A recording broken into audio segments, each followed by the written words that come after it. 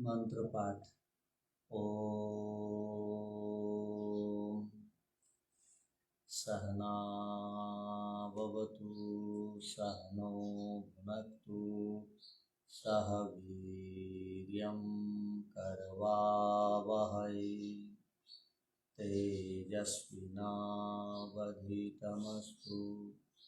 मा विद्विषावहै। ओम शांति शांति।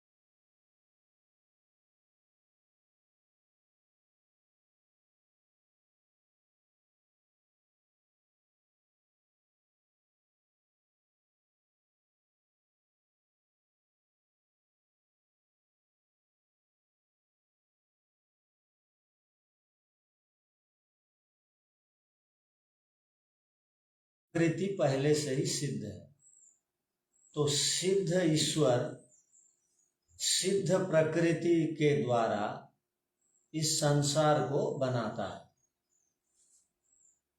ठीक है, तो यहाँ अन्य अन्य आश्रय दोष नहीं लगेगा।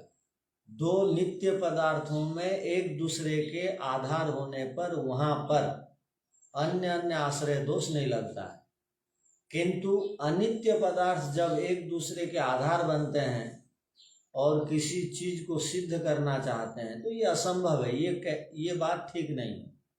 कैसे? अब संसार पहले नहीं था,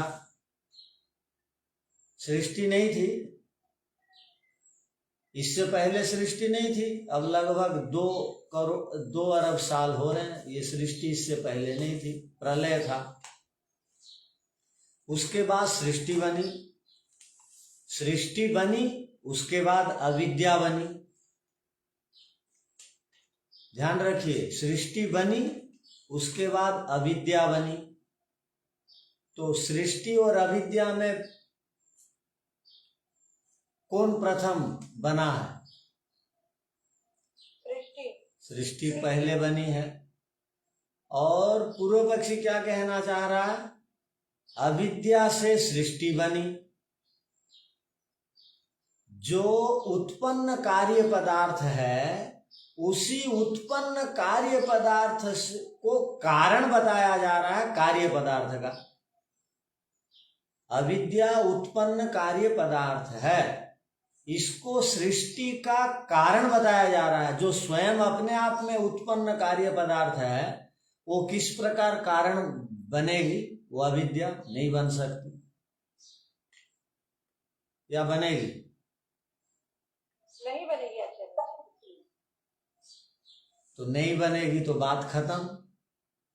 तो अब जब पूर्व पक्षी ये सब विषयों को सुना तो उसने कहा चलो ऐसा मान लो ना आप। कैसा मान लो? कि बीज अंकुर के समान आप सृष्टि को अनादि मान लो, अर्थात सृष्टि और अविद्या इसके संबंध को अनादि मान लिया जाए। अनादि मान लेंगे, बीज अंकुर के समान, तो बात खत्म।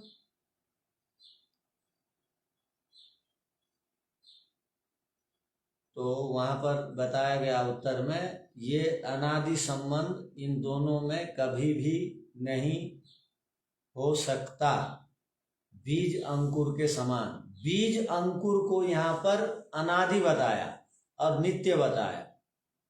किस दृष्टि से? ध्यान रखिए, सृष्टि के आरंभ से लेकर प्रलय तक बीज से अंकुर, अंकुर से बीज, बीज से वृक्ष, वृक्ष से बीज, ऐसे बनते रहते हैं। वैसे ही सृष्टि, सृष्टि से अविद्या, अविद्या से सृष्टि, अविद्या से सृष्टि, अविद्या से सृष्टि, ये बीज अंकुर के समान मान लो। तो कहा नहीं मान सकते। सृष्टि के प्रारंभ से लेकर प्रलय तक वृक्ष से बीज, बीज से वृक्ष बनता है, इसलिए इसको अनादि कहा। इस दृष्टि से अनादि कहा। तो वैसे अनादि संबंध नहीं बन सकता। किस किस का? अविद्या का और सृष्टि का। क्यों नहीं बन सकता? तो कहा सृष्टि उत्पन्न होती है ऐसी श्रुति मिलने से। ये इस सूत्र में उत्तर में बताया गया। तो अब बात पूरी हो गई। अब भी किसी को यदि बात नहीं समझ में आए तो पूछ सकते हैं।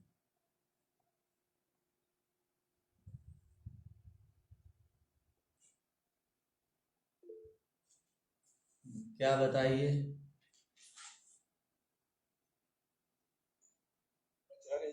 हाँ जी।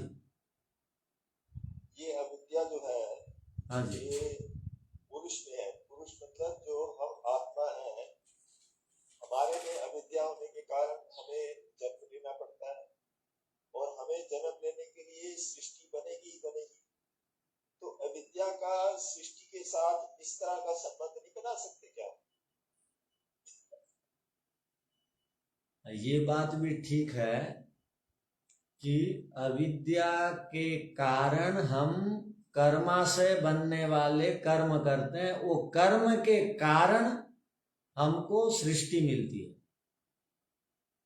तो अविद्या मूल कारण नहीं है। अविद्या है, उससे हमने सकाम कर्म या पाप कर्मों को किया, इससे हमको सृष्टि में आना पड़ा अविद्या के कारण। किंतु अविद्या स्वयं सृष्टि बना दे, उसमें कर्म कारण ना हो, ऐसे हम नहीं बोल सकते। पूर्व पक्षी कह रहा है कर्म कारण नहीं है सृष्टि का, अविद्या कारण है सृष्टि का। और वो जो पुरुष के साथ जुड़ना है, अविद्या से ईश्वर जुड़ गया और ईश्वर अविद्या से जुड़ करके प्रकृति से सृष्टि को बनाया। ये प्रसंग चल रहा है, उसका यहाँ खंडन है। आचार्य जी, मूल तो अविद्या है ना। हमारे जो कर्म है वो भी तो अविद्या के कारण ही है। किंतु यहाँ क्या कह रहे हैं? मूल है अविद्या से ही हम कर्म करते हैं। उसका मूल अविद्या ही है, और उसके कारण सृष्टि बन रही है। मान लो अविद्या, अगर अविद्या नहीं है तो सृष्टि बनने की जरूरत ही नहीं, क्योंकि सभी जो है मोक्ष में होंगे, फिर सृष्टि तो नहीं बनेगी।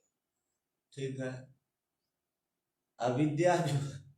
अविद्या जो है वो जब सोई पड़ी रहती है,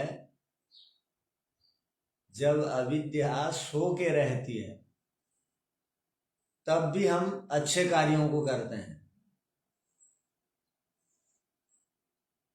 और कुछों का मत है कि सभी कर्म सर्वथा नष्ट नहीं होते।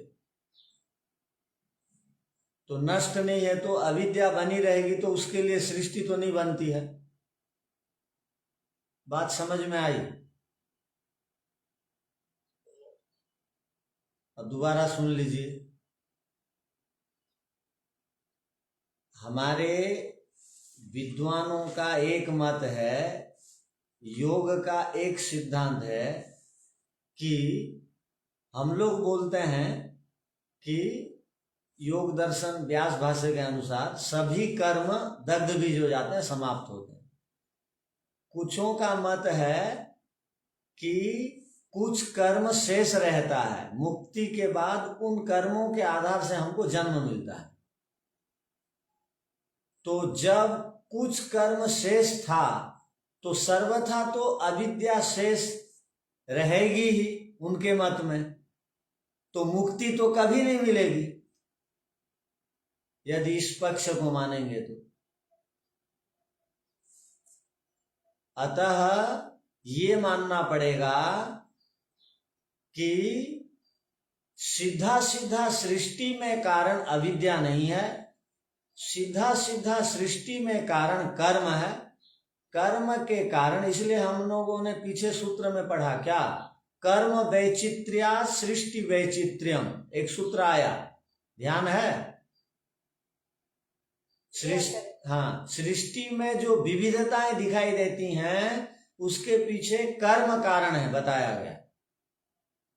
हाँ, अविद्या वो अंतःकरण में रहती है तब हम कर्म करते हैं, ठीक है, किंतु सीधा सीधा कारण बताया गया इसको, किसको, कर्म को।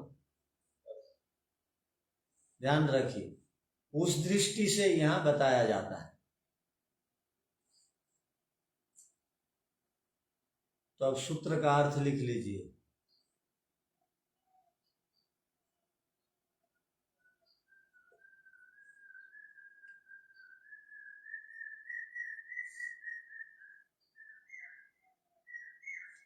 पूर्व पक्षी कहता है कि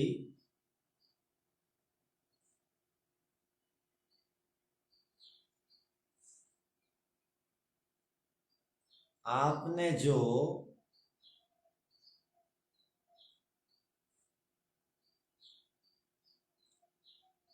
अन्योन्य आश्रय दोष दिखाया है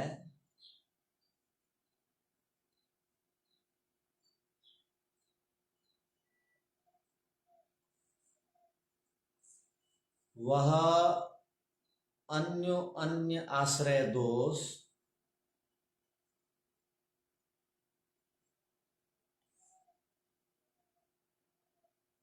नहीं आएगा।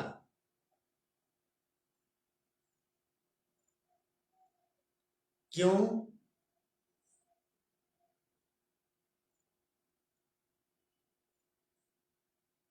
अविद्या और सृष्टि का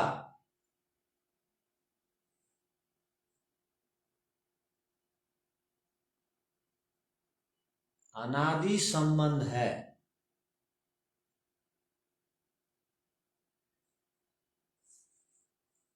बीज और अंकुर के समान।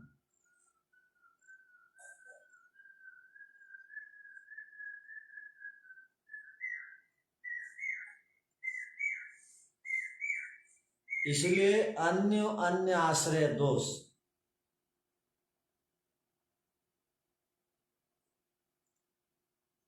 आपके कथनानुसार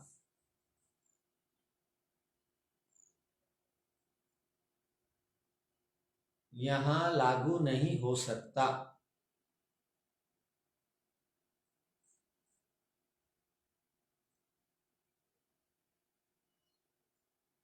इस संबंध में सिद्धांती उत्तर देते हैं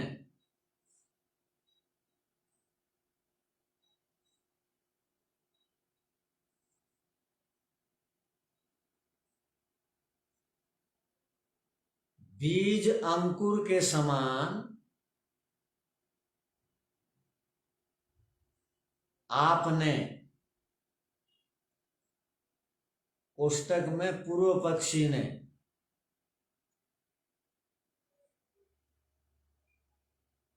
जो कहा है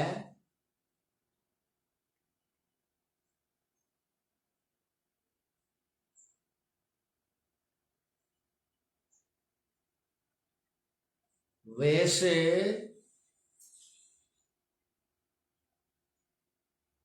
संसार और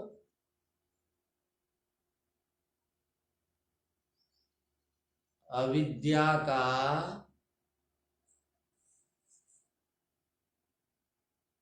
अनादि संबंध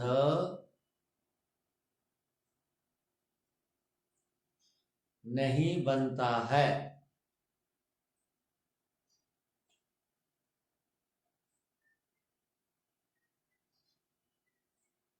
यहां बीज और अंकुर को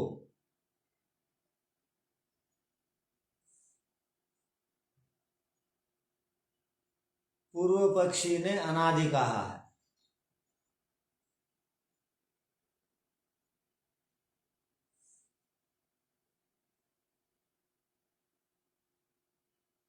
यहां अनादि का अर्थ है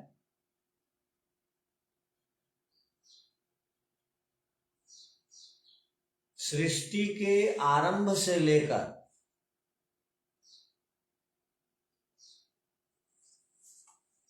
प्रलय तक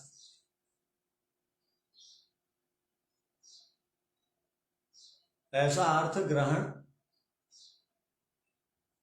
करना चाहिए।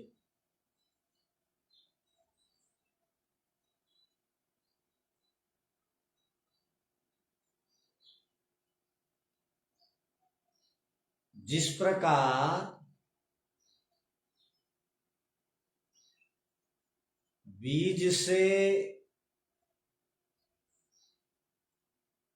अंकुर और अंकुर से बीज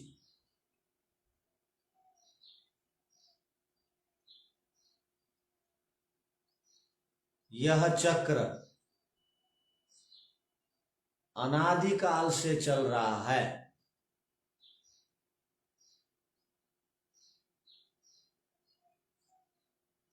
वैसे ही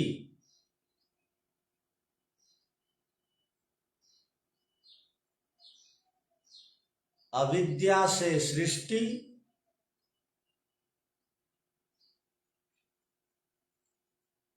और सृष्टि से अविद्या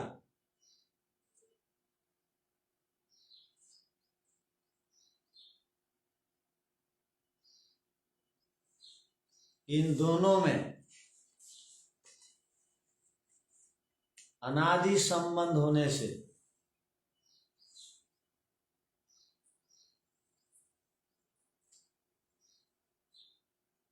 अविद्या के कारण सृष्टि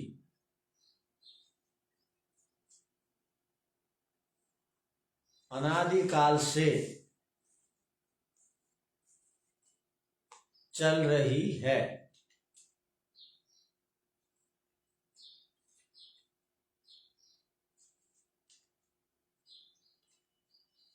यह कथन पूर्व पक्ष का है।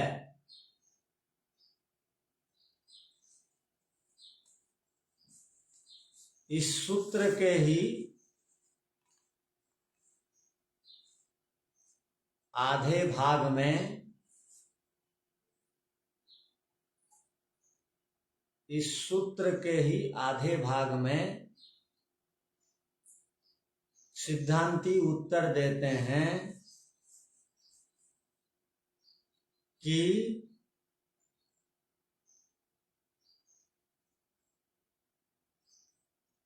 बीजांकुर के समान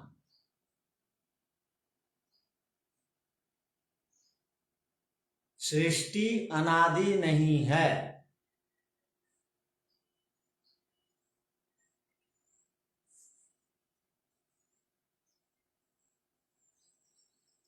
क्योंकि वेदादि शास्त्रों में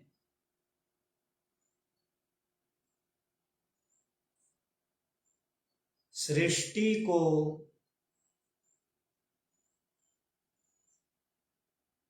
सादी बताई गई है।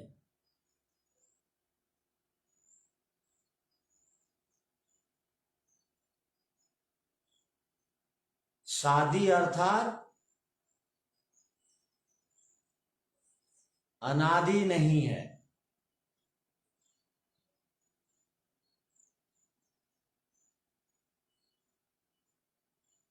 हमेशा संसार इस प्रकार नहीं रहता।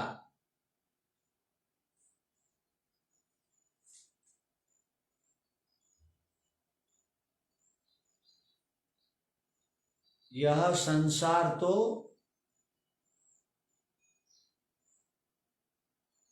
शादी अर्थात उत्पन्न होता है।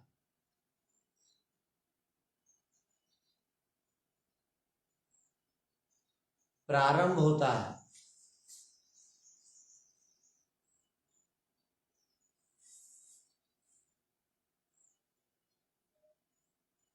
शादी अर्थात इसकी सीमा है।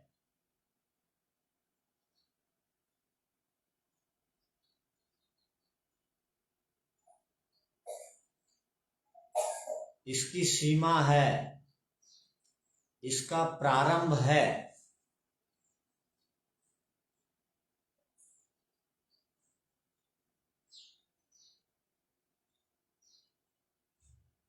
अविद्या और सृष्टि, ये दोनों के दोनों शादी हैं, शादी हैं, अर्थात अनादि नहीं।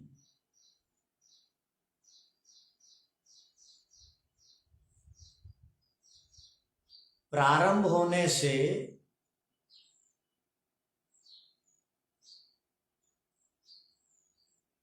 ये दोनों बीज और अंकुर के समान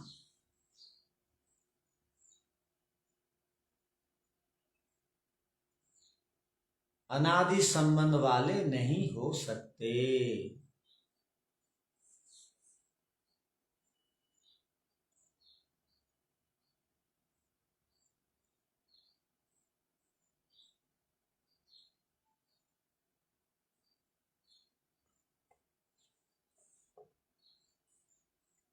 अब देखिए,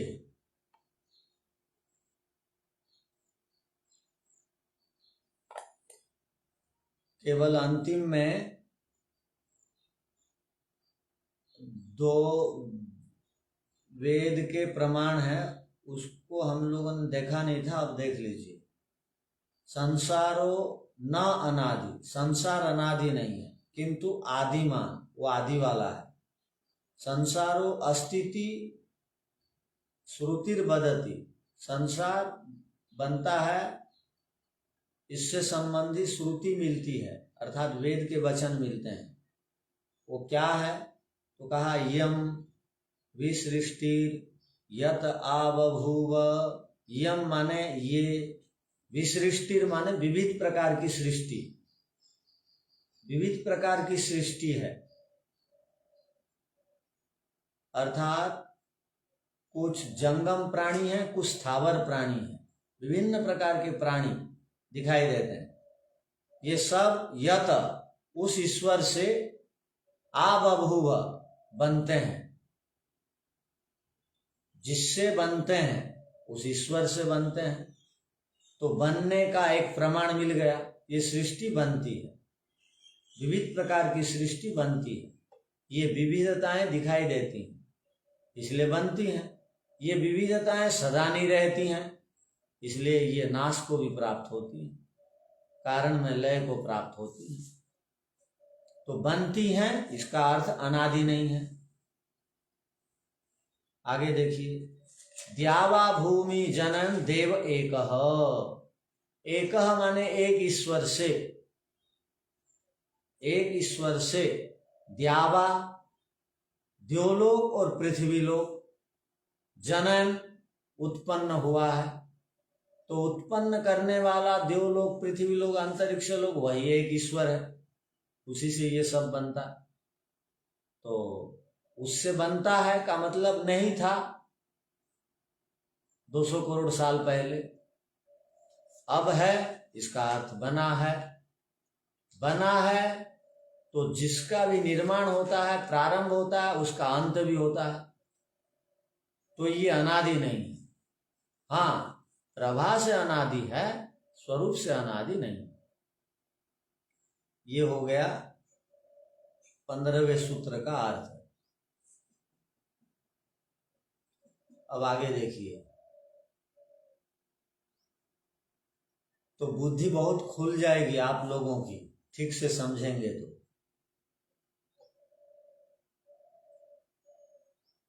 आगे पुनश्च अविद्या स्वरूपे दोषोयम,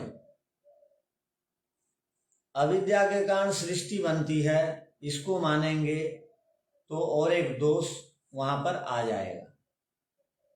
कौन सा दोष आएगा उसको अब बता रहे हैं।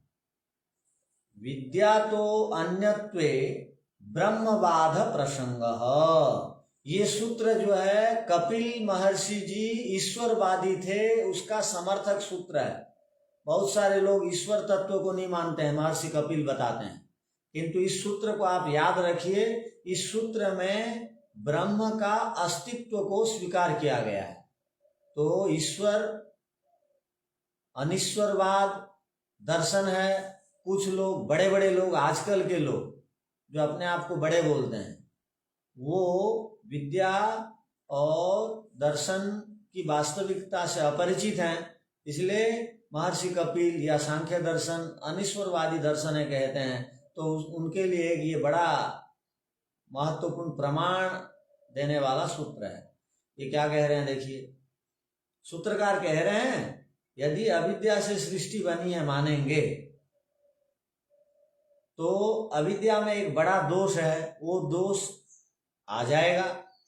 वो क्या दोष है तो बता रहे हैं, विद्या तो अन्यत्वे ब्रह्मवाद प्रसंग।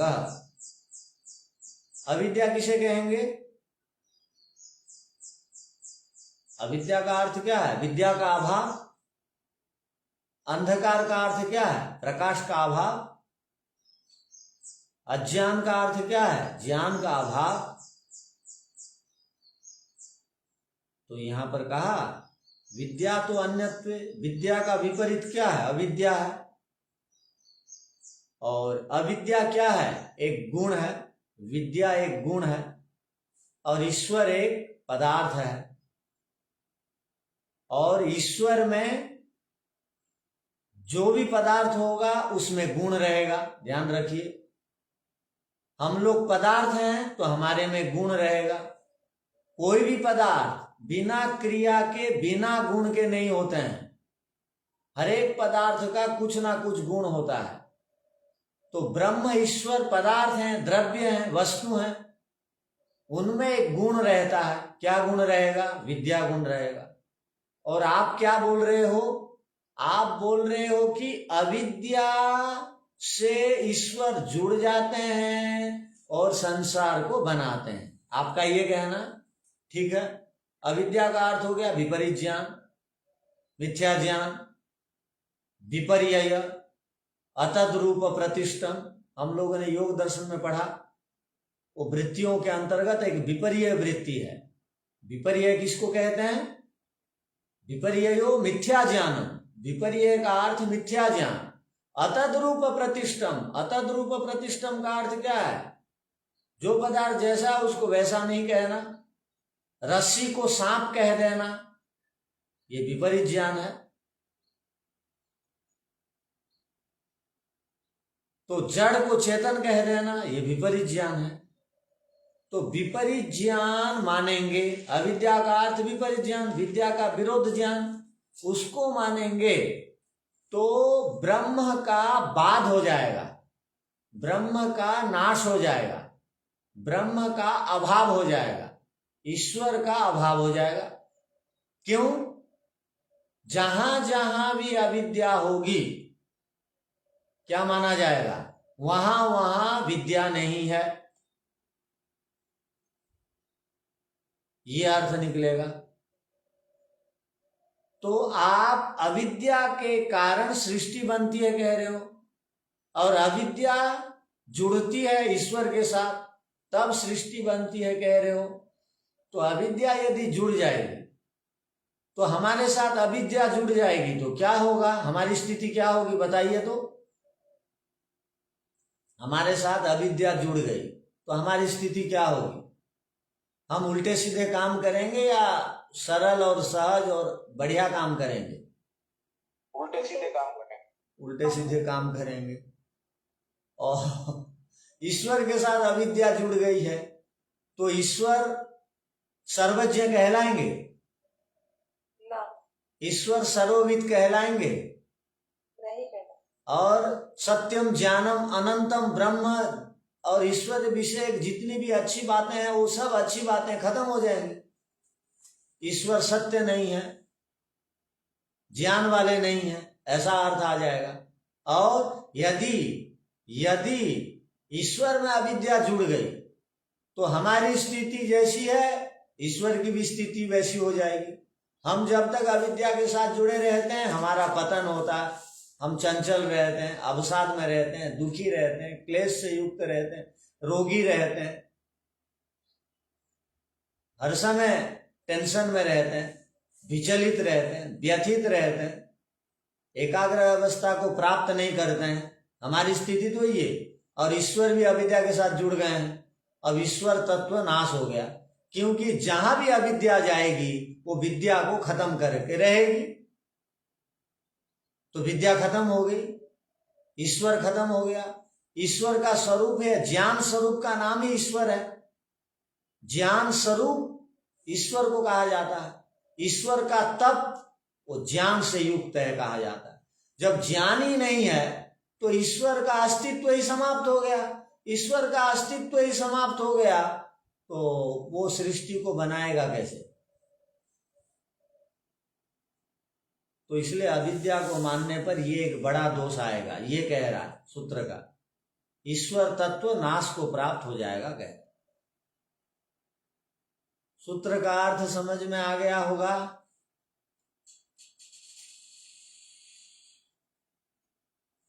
कोई कुछ बोल नहीं रहे हैं, सुन नहीं रहे हैं क्या? जी आचार्य जी। तो ठीक है, अब अर्थ को देखिए।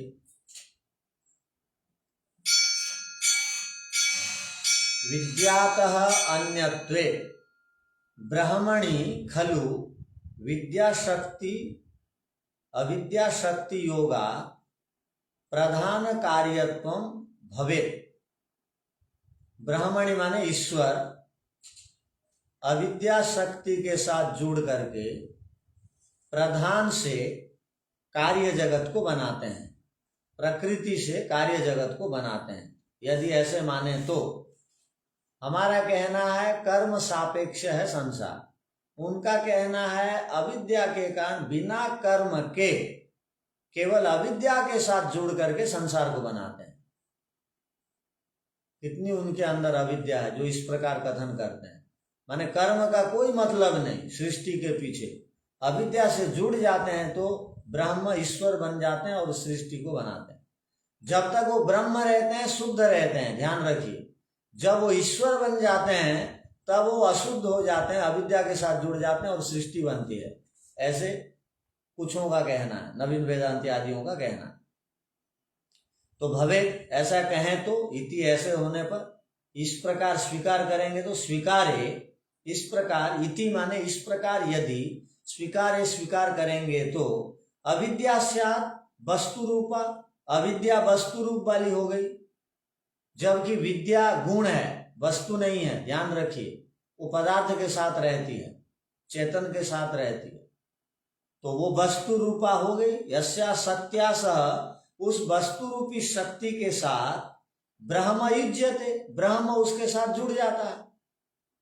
अविद्या वस्तु के साथ ब्रह्म जुड़ गया। पुनः तस्या अविद्याया किल विद्या तो अन्यत्वे, वो जो अविद्या है वो निश्चय है विद्या तो विद्या से अन्यत्व अन्य है, भिन्न वस्तुत्व भिन्न वस्तु है। ब्रह्मणो बाध प्रसंगो भवति, तो ब्रह्म का बाध माने नाश प्रसंग वहां आ जाएगा। बाध माने समाप्त प्रसंग आ जाएगा। यतो ही यत् खलु, क्योंकि विद्या तो अन्यत वस्तु खलु अविद्या इति कथन है।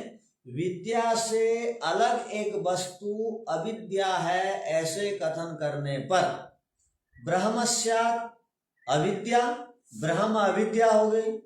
तदपि विद्या तो अन्य, वो विद्या से अलग है ब्रह्म, ऐसा माना जाएगा।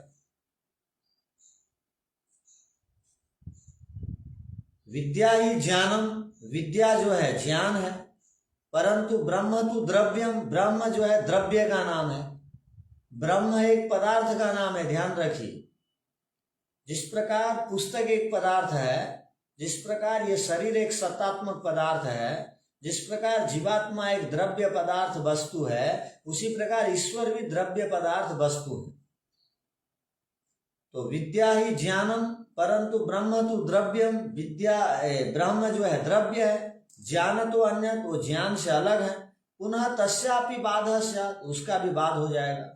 विद्या तो अन्य विद्या बाध्य, विद्या बाध्यते, विद्या से जो अलग अविद्या है उससे बाधित है।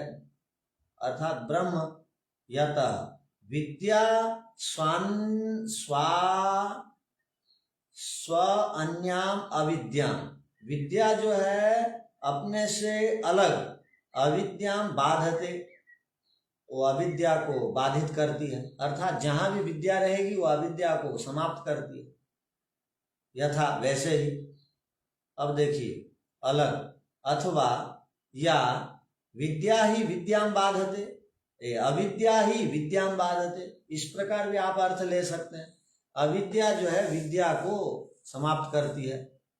विद्या तो अन्यत्वात् यदा किल अविद्या, विद्या से अलग है अविद्या, तदा न विद्या अवतिष्ठते, जब तक विद्या रहेगी तब तक अविद्या नहीं रहेगी। यदि अविद्या आ गई तो क्या समझना चाहिए, अब विद्या नहीं है। विद्या अवतिष्ठते न, अवतिष्ठते माने ठहरेगी नहीं विद्या, अविद्या के आ जाने पर। पुनः तया अविद्या युक्तम ब्रह्म, फिर अविद्या से युक्त होकर के ब्रह्म बाधितम भवे, वो नाश को प्राप्त हो जाए, बाधा को प्राप्त हो जाए। विद्या शून्यम स्यात्, वो विद्या से रहित की स्थिति को प्राप्त हो जाए। ईश्वर विद्या से रहित स्थिति को प्राप्त हो जाएंगे, ऐसा अर्थ आएगा आपके वचनों को स्वीकार करेंगे तो। यद्वा ब्रह्मेव न स्यात्, इसका अर्थ हो गया ब्रह्म ही नहीं है। ब्रह्म का अर्थ ही होता है ज्ञान स्वरूप, उनका अभाव हो जाए। तद अनिष्टम, वो तो बिल्कुल हानिकारक है ये बात तो। यतः, क्यों हानिकारक है, हम लोग मुंडक उपनिषद में पढ़ेंगे क्या, और मुंडक उपनिषद का यहाँ पर वचन दिया गया। क्या वचन दिया गया देखिए, यह सर्वज्ञ, ईश्वर को सर्वज्ञ कहा गया, सर्वविद, सब कुछ जानता है कहा गया, और यस्य ज्ञानमयम तपः, जो ज्ञान से सर्वदा युक्त रहता है, अर्थात जो ज्ञान स्वरूप है उसको ईश्वर कहते हैं, ऐसा तो कहा गया शास्त्रों में। किंतु आप क्या कहना चाह रहे हो, अविद्या से जुड़ करके अविद्या से युक्त हो जाते हैं, तो ईश्वरत्व तो वहां कहाँ रहा, वहां तो अविद्यात्व आ गया। इत्थम ब्रह्मवाद प्रसंग दोषात् एतत् मंतव्यम उचितम, ब्रह्मवाद प्रसंग यहाँ पर आ जाएगा, ऐसा मंतव्य वहां पर आएगा। अत्र ब्रह्म सूत्रकारेण मतम एव इति स्पष्टम, यहाँ पर सूत्र में ब्रह्म शब्द का स्पष्ट कथन करके ईश्वर का अस्तित्व को सूत्रकार स्वीकार करते हैं।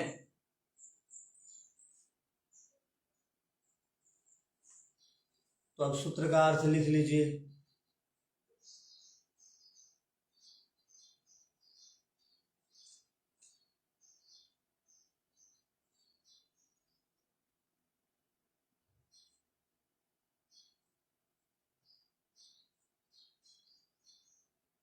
अविद्या के स्वरूप को मानने पर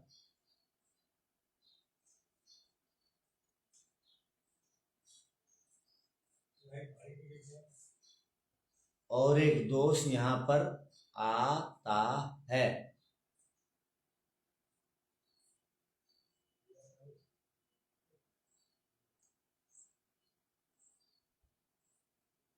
अर्थात विद्या से भिन्न अविद्या है,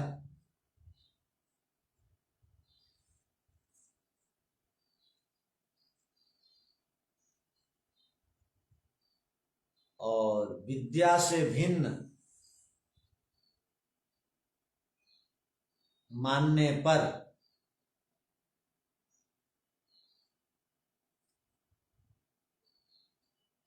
परमात्मा बराबर ब्रह्म का ही विनाश हो जाएगा। परमात्मा बराबर ब्रह्म का ही विनाश हो जाएगा।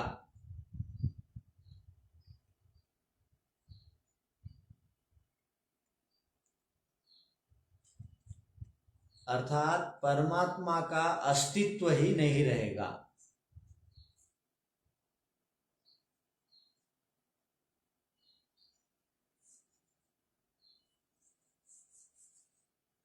अर्थात परमात्मा में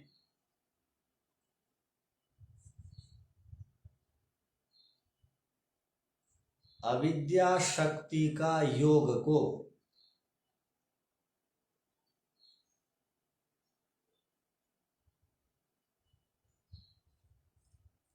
स्वीकार करने पर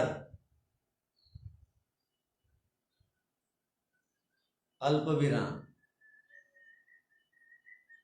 अविद्या से जुड़कर ही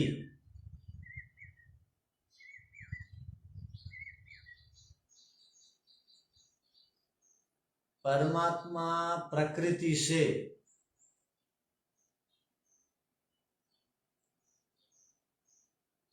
कार्य जगत को बनाते हैं।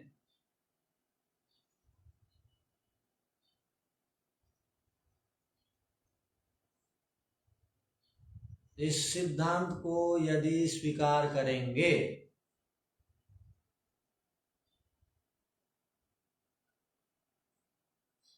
तो अविद्या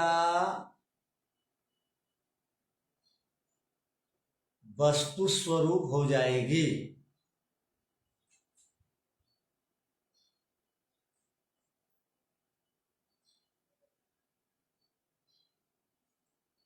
और उस वस्तु से ईश्वर जुड़ करके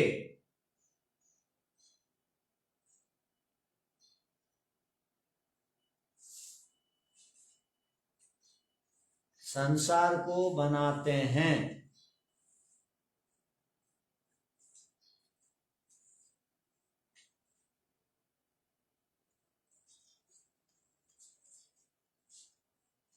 तो अविद्या के कारण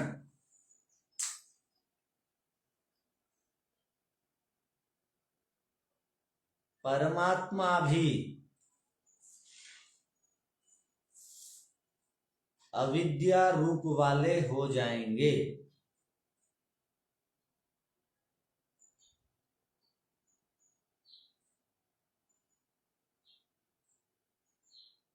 जिस प्रकार विद्या से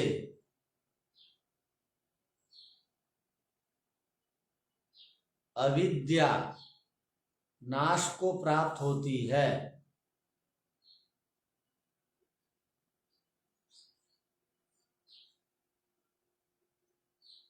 उसी प्रकार अविद्या से भी विद्या नाश को प्राप्त होती है।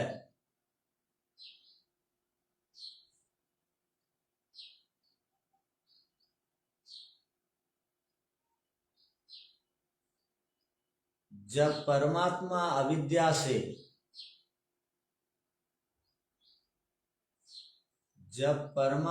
अविद्या से जुड़ जाते हैं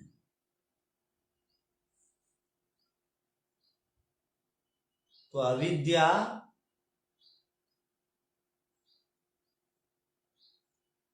परमात्मा को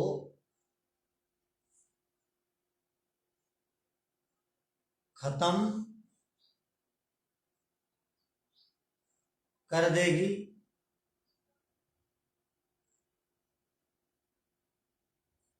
ये एक बड़ी समस्या उत्पन्न होगी। इससे एक बड़ी समस्या उत्पन्न होगी।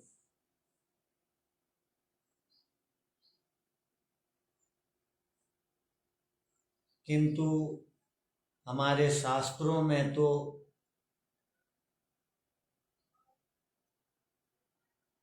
ईश्वर को सर्वज्ञ,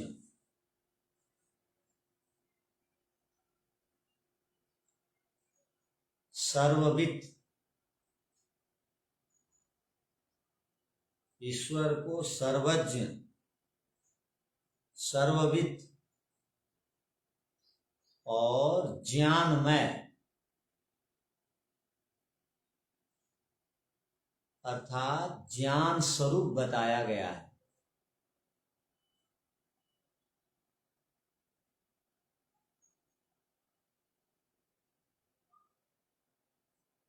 अतः पूर्व पक्षी का कथन ठीक नहीं है।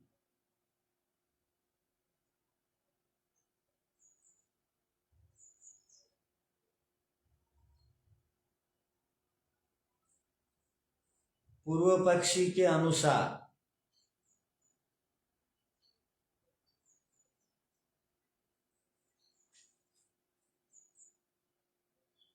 सभी पदार्थों को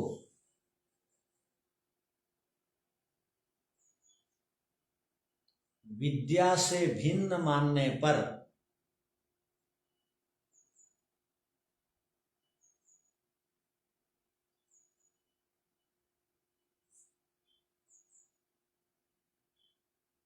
पदार्थों के अंतर्गत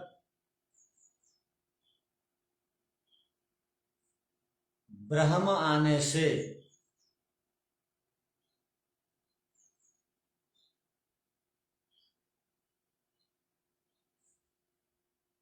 ब्रह्म का भी विनाश मानना पड़ेगा। पदार्थों के अंतर्गत सभी पदार्थों को विद्या से भिन्न मानने पर पदार्थों के अंतर्गत ब्रह्म भी आता है।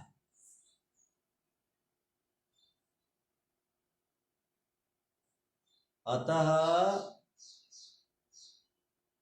ब्रह्म का भी विनाश मानना पड़ेगा।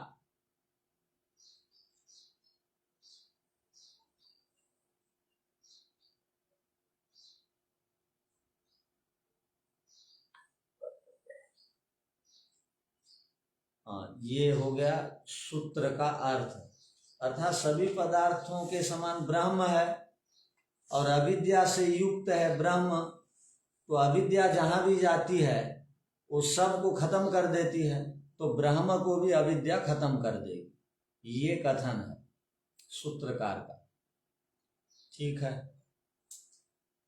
ओम शांति शांति शांति। सबको सादर नमस्ते।